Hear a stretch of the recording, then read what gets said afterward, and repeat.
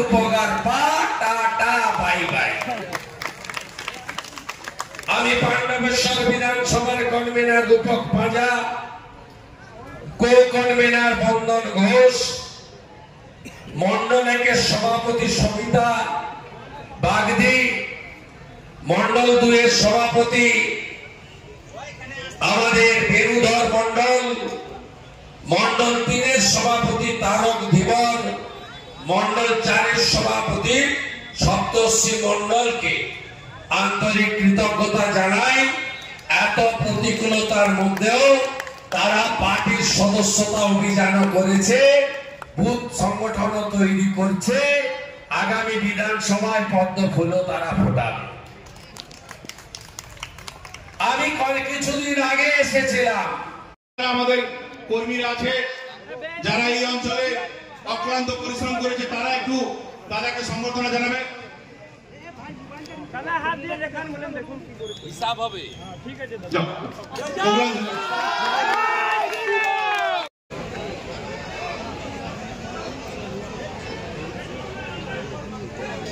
সবাই মিলে আমাদের শুভেন্দু দাকে সম্বর্ধনা জানাচ্ছি। মোগলা অঞ্চলে তারা দিয়েছে, তার জন্য জেলা কমিটিকে আমরা ধন্যবাদ জানাই। আপনারা জানেন যে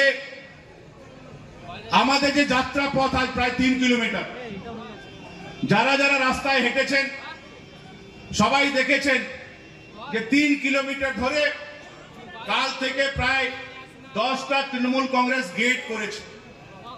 গেটে অনেকের ছবি দেওয়া আছে। তারা বলেছেন যে দেশের স্বাধীনতা দিবস উপলক্ষে তারা সবাইকে শুভেচ্ছা জানাচ্ছেন। আমার একটা ছোট্ট প্রশ্ন, যে এত বড় পাণ্ডবেশ্বর বিধানসভা, 12টা অঞ্চল, আপনারা শুধুমাত্র গোগলা অঞ্চলের মানুষকে স্বাধীনতা দিবসের শুভেচ্ছা জানালেন, আরো 11টা অঞ্চলের মানুষকে কি আপনারা শুভেচ্ছা জানাচ্ছেন না? এই প্রশ্নের জবাব আমরা তৃণমূল কংগ্রেসের নেতাদের কাছে চাই। যে বিরোধী দলনেতাকে যদি কালো পতাকা দেখাতে হয়, তাহলে আমরা যারা সৎভাবে দলটা করি আমরা কালো পতাকা দেখাবো না। যারা যারা কয়লাতে পয়সা রোজগার করছো তোমরা গিয়ে কালো পতাকা দেখাও। এবং আলটিমেটলি তাদের লিস্ট তৈরি হলো এবং 22 জনের নাম তৈরি হলো যারা কয়লার পয়সা রোজগার করছে। এবং বিধায়ক বারবার ওদেরকে ফোন করছে যে ভাই তোরা গিয়ে কালো পতাকা দেখা। ওরা বলছে দাদা আমরা তো কয়লার ব্যবসা করি, আজকে কয়লা পতাকা দেখাবো, পরে অনুব্রত মণ্ডলের মতো যদি আমরাও জেলে যাই কি হবে দাদা?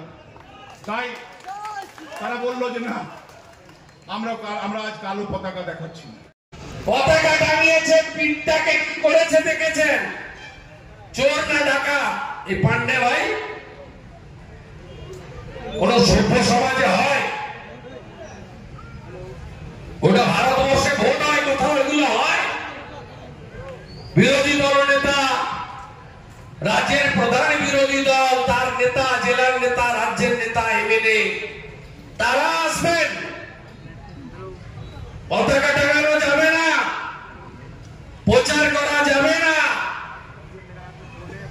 আর এই পুলিশগুলোর আচরণ যেন নরে না তার পিসি ভাইপো বেতন দেয়।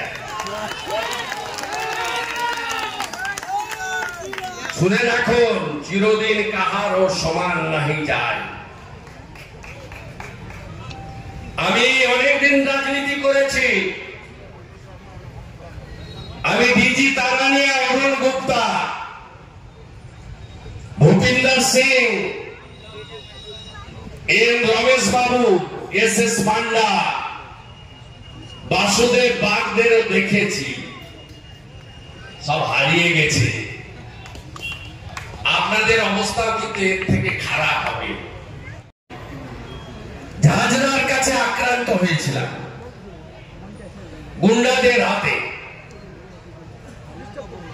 আজকেও চেষ্টা করেছে, আমিও প্রস্তুত হয়ে এসেছিলাম।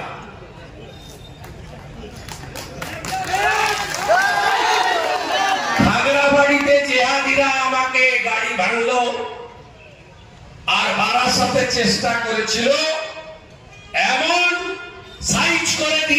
বিজেপির কর্মীরা তারপর থেকে আর নাম ধরে না, রাস্তায় বের হয়।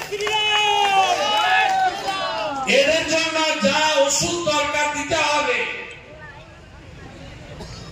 তাই মমতা ব্যানার্জি বলতেন না বদলা নয় বদল চাই, আমরা বলি বদল হবে, বদলাও হবে।